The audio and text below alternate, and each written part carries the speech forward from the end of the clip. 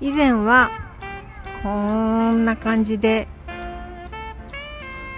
ここにかばこちゃんを2段置いてたんですけど、こういう風に変わりました。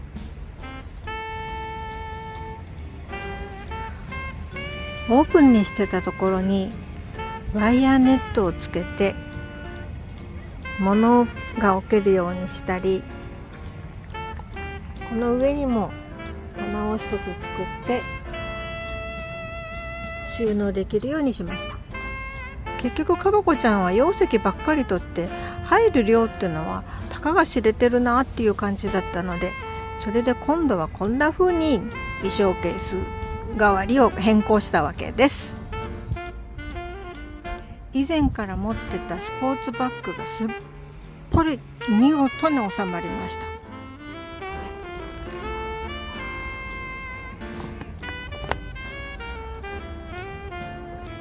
こういう感じでここに服を入れるようにして、この上にもいろんな荷物を載せられるようになりました。ちなみに100均ワイヤーと100均のなんていうのこれ棚でした。もう一箇所後ろ座席のここにもワイヤーネットを貼ってよく使うもの、ハサビとかメガネとか一酸化炭素警報器などをここにフックしてます。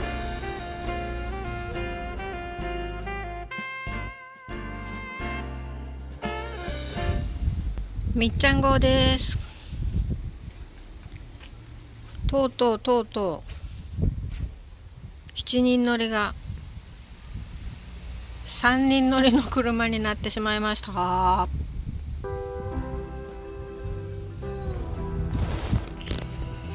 さてここを今からどう料理していこうかな。大容量のモバイルバッテリーは後ろのサブバッテリーから直結です。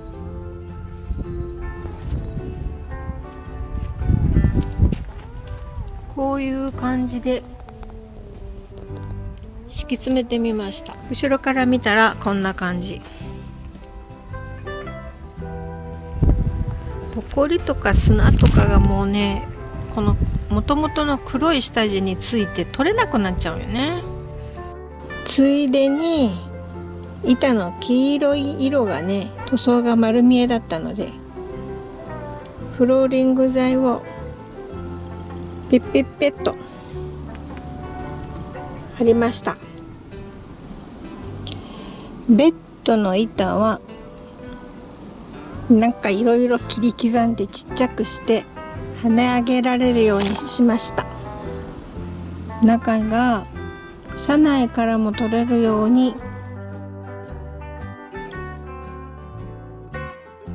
この2列目のシートは外したからものすごく容量がたくさんいっぱい入ります。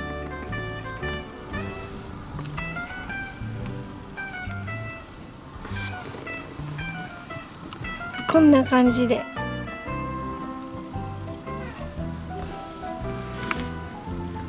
まだまだ入ります。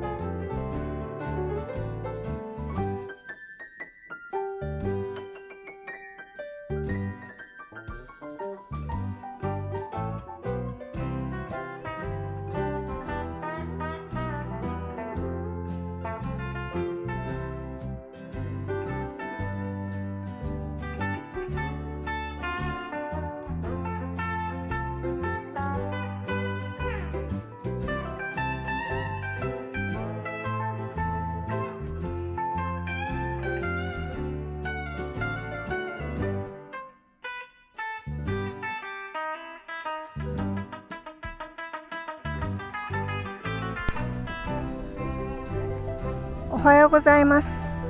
6月7日、すがすがしい朝を迎えてます。これリアのドアのとこの網戸カーテンです。車内から撮ってます。さすがに寝るときは一応女性なんでドア閉めますけど、この季節のこんな時期、車の中結構暑いんでね、とってもこのカーテンいいみたいです。夏バージョン。リアのカーテン、外から見たらこんな感じ。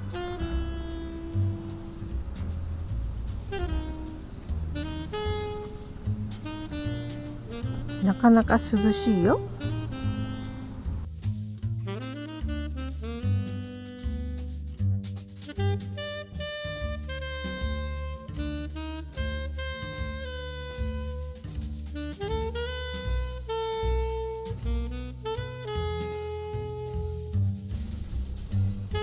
こちらは2列目シートのところの網戸です。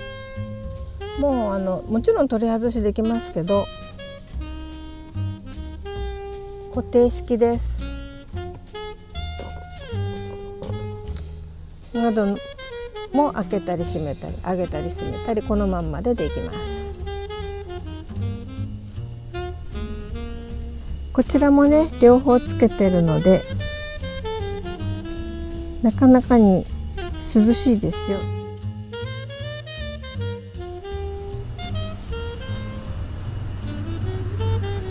網戸